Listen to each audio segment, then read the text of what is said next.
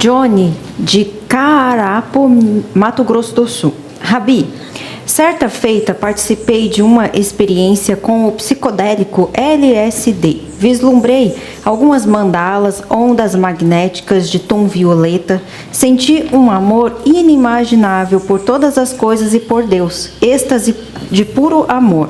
Recebi uma visão mística dos mistérios do universo. Foi quando, por alguma razão, abri o Google e procurei o profeta João Batista. E a imagem do mesmo resplandeceu como se estivesse olhando a mim mesmo. Será o LSD uma ferramenta mística para despertar a consciência? LSD é uma droga alucinógena. Eu sei, já vi falar, estou há muitas décadas cuidando das pessoas que me procuram, instruindo, inclusive principalmente ajudando as que querem se livrar desse vício, né? Então, não só LSD, mas qualquer droga que o nome já diz tudo, droga, que se usa pensando, imagino que hoje em dia tem até isso, tem quem diga que tu tens que buscar Deus através de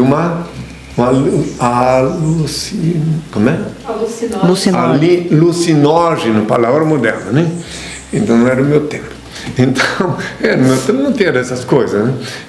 Então o máximo que tinha era o vinho, bom vinho que eu bebo até hoje. Então daí a preguiça mental, né? Até a inspiração satânica de não querer jejuar ou coisa assim, faz a pessoa procurar esse caminho. Queres transcender? Queres ver as coisas transcendentais? Faça um jejum. Não tem que gastar dinheiro, não tem que comprar nada. Vai lá, tira um período de férias, quando possível. Vai para um lugar no campo, às vezes pode ter algum parente que tem uma casa no campo, ou um agricultor. Pede humildemente a ele a autorização para ficar lá uma semana jejuando. Daí tu volta de lá, como diz na linguagem moderna, zen, volta sabendo das coisas. Adivinha o que o corpo come durante o jejum? Durante o jejum o teu corpo come primeiro as reservas, tá? O que está sobrando. Ou seja, se tu carrega um tapete e depois em volta de ti, o corpo vai comer durante o jejum. Todavia, depois que acabou as reservas, ele vai comer o que não presta. O teu corpo vai te limpar, te higienizar, comer as toxinas, as porcarias que tu tens. Aí tu vai sair de lá, ó, nos trinques, como dizem na modernidade.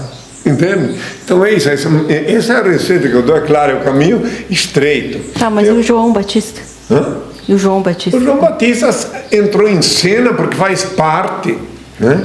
Faz parte do que ele está procurando, entende? João Batista, inclusive, falando em João Batista, tenho a dizer por que ele ficou vulnerável, para aqueles que não sabem. Já falou dele, invocou, insistiu dele. João Batista foi degolado porque, como está em Apocalipse 22, versículo 15, lá está escrito que ficaram de fora do reino de Deus os idólatras, os feiticeiros e todos os que amam e praticam a mentira. Sem querer, no momento de sufoco, ele caiu numa armadilha e mentiu. Ou melhor, gerou mentira. Porque quando num primeiro encontro comigo, depois do meu jejum, há 2000 anos, ele reconheceu-me perante todos. E disse que nem era digno de tocar na minha sandália.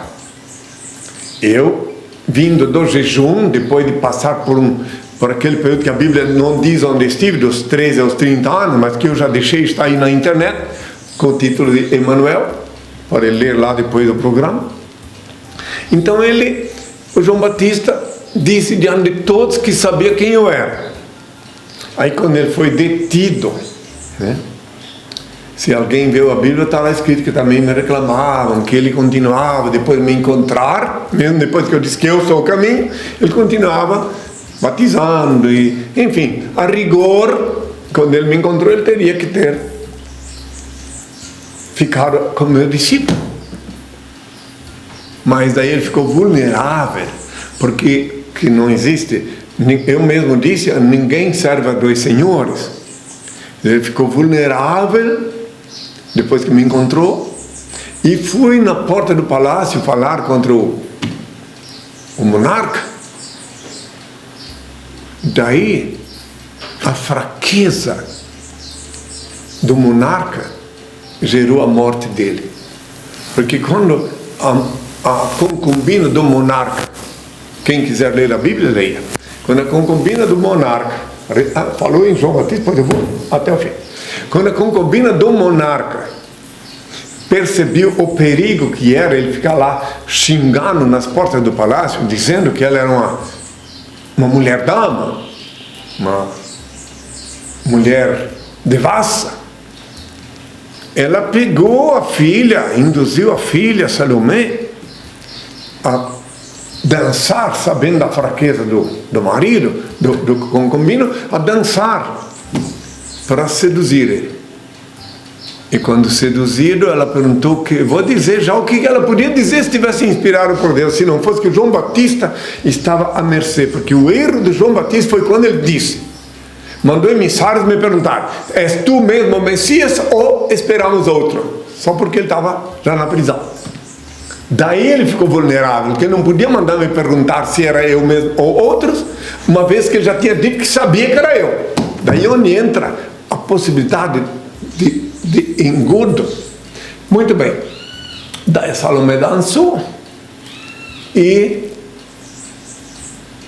o Herodes, no calor do vinho, perguntou para ela o que ela queria, que até a metade do reino dele daria para ela, se ela o pedisse. Ela foi induzida pela mamãe, hein? A mamãe disse assim, olha, quando ele perguntar para ti o que quer, diz que quer a cabeça do João Batista na bandeja.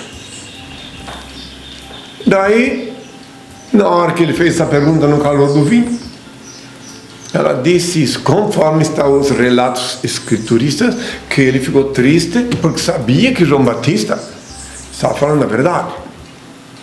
Mas ele ficou sem saída perante os comensais, porque ele disse, até metade do meu reino te dou se assim me pedires.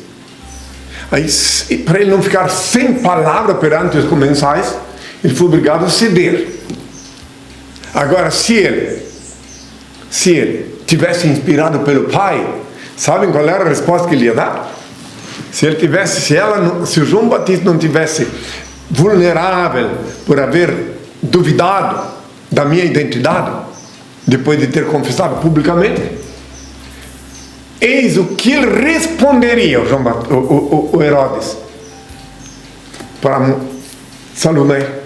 E ficaria muito bem, ele ficaria tão digno perante os comensais quanto ficou Salomão quando mandou partir ao meio uma criança cujas mães, uma mãe falsa e outra verdadeira, reivindicava.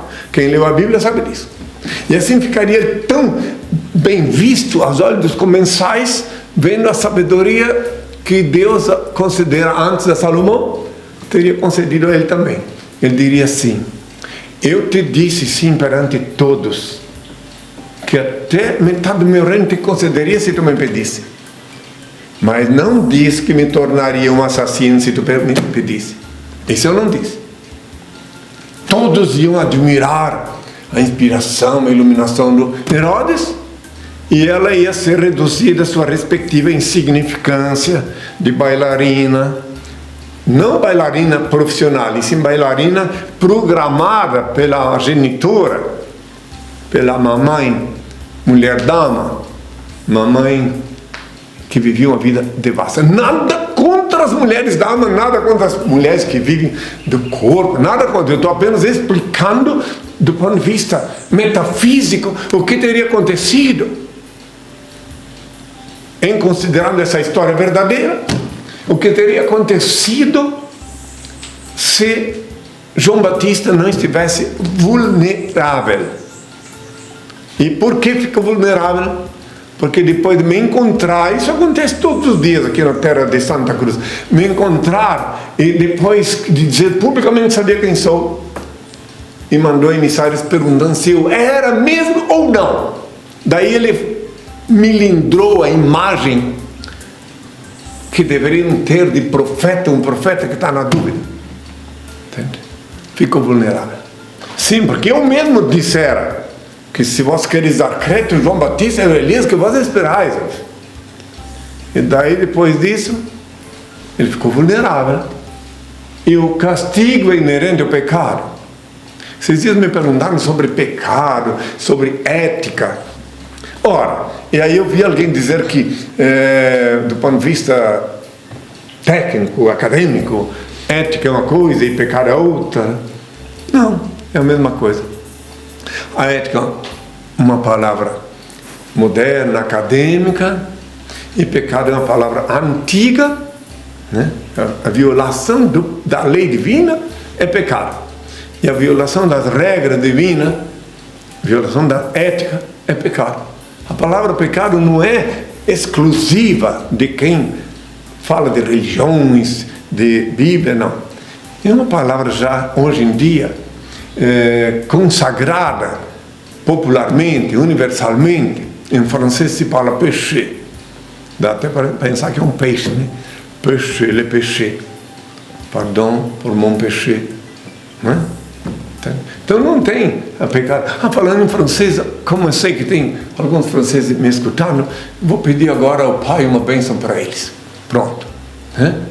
Meus queridos filhos, que eu tenho uma grande nostalgia, uma lembrança sublime da minha querida França. Ô Père, éternel et ineffable, Dieu infaillible, Créateur de l'univers, de culminance de ton royaume, du trône de ton pouvoir, auquel tes yeux puissants voient tout, bénis tes fils avec santé, lumière et justice, pour que tu sais toutes les gloires, aujourd'hui et toujours, mon Père, que la paix soit avec tous mes enfants, à toujours, mes enfants.